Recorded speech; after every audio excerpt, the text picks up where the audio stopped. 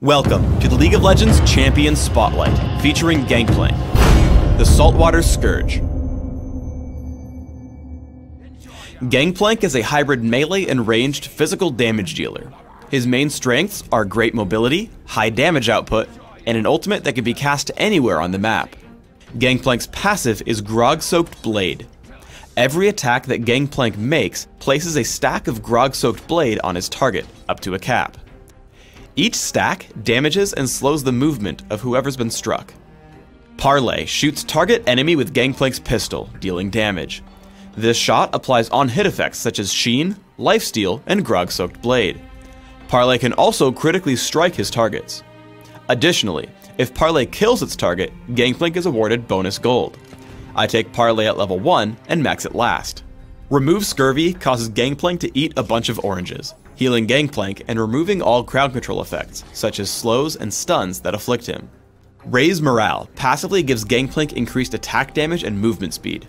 When activated, Gangplank gains an even larger bonus to these stats, and grants a smaller bonus to nearby allied champions as well. I take Raise Morale at level 2 and max it by level 9. Cannon Barrage marks an area on the map for a few seconds, slowing all enemies in the area and causing cannonballs to fall randomly in the area, damaging anything they strike. Cannon Barrage can be cast anywhere in the game, regardless of how close it is to Gangplank.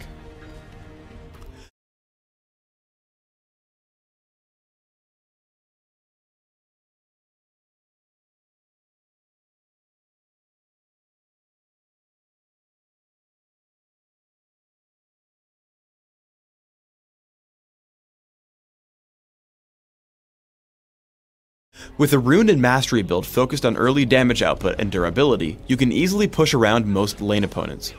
Once Scion blows his stun, I push in with Parley and activate Raise Morale for bonus movement speed and damage.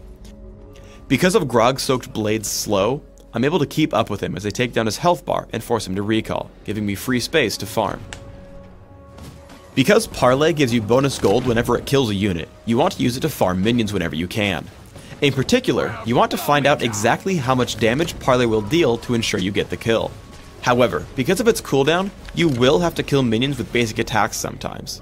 The better you can predict your cooldown against minion deaths, the better your gold income. Always remember that Parley can deal critical strikes. This means that occasionally, Gangplank can get extremely lucky. Volibear dives me with Exhaust. I run until it times out, then turn for a Parley and a basic attack. My 4% critical chance for masteries triggers on both, and I get a completely free kill. When building mostly for damage, don't rely on Remove Scurvy to keep you alive in a team fight. Scion comes in to stun me and the rest of his team follows up. I remove Scurvy, use Cannon Barrage, and try to run, but now I can't escape the Exhaust or Volibear's Rolling Thunder. While my team is able to pick up a few kills from behind, I die before really helping out my team much. Instead, use a couple of tricks to keep you safer. With Cannon Barrage and Summoner Teleport, you can push a side lane and still show up to the battle without missing a beat. As I watch the battle unfold, I look to kill the squishiest targets possible. I blow up the enemy Scion with Parley, then activate Raise Morale and Shirelia's Reverie to give my team supreme positioning. With Annie and Vayne completely split off from the rest of my team, we take down Master Yi and Volibear. Because Gangplank takes on the role of carry, you should find pushing with a minion wave to be very powerful. I'm able to earn a lot of gold, pushing up the minion wave to the windmill and Fiddlesticks. Whenever he leaves the turret, I push in with Parley and Grog-Soaked Blade. However, I don't want to dive the turret until I have minions to capture it, so I continue farming.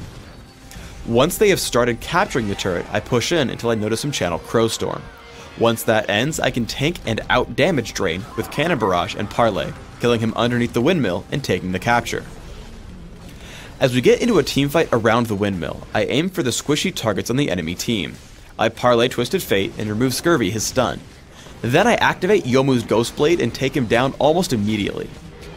Exhaust and Cannon Barrage help me make short work of Volibear as well, leaving just me and Fiddlesticks.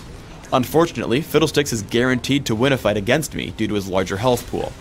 However, a combination of Parley, my movement speed, and remove Scurvy allow me to waste his time until reinforcements show up. You can use Cannon Barrage to stop enemy captures. I drop it on Fiddlesticks, keeping the windmill neutralized. However, Pantheon and Volibear can easily capture it because I aimed it badly.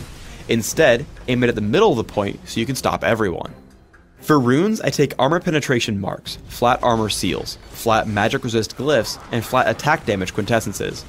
This build gives me significant early game damage output with Parlay in case I want to push around my lane opponent, while giving me decent resistances that synergize with bonus health, lifesteal, and remove scurvy. My masteries are 2109, focusing on all physical damage increasing masteries and offense, while taking increased mana regeneration and neutral buff duration in utility. I take Exhaust and Teleport on Summoner's Rift, while subbing out Teleport for Surge on Dominion. In Classic, I open with a Regrowth Pendant and Health Potion, upgrading to Philosopher's Stone. I look to grab cooldown reduction through Ionian Boots of Lucidity and Brutalizer. I continue my build with Trinity Force and Shurelia's Reverie for even more damage, utility, and cooldown reduction. By the end of the game, I want to deal even more damage through Infinity Edge and Yomu's Ghostblade, and increase my durability with Guardian Angel or Banshee's Veil. In Dominion, I look for more durability and damage through basic attacks instead of Parlay. I open with Prospector's Blade and Boots of Speed. I rush for a lot of mobility through Berserker's Greaves and Yomu's Ghostblade. I flesh out my damage output further with Sanguine Blade and Infinity Edge.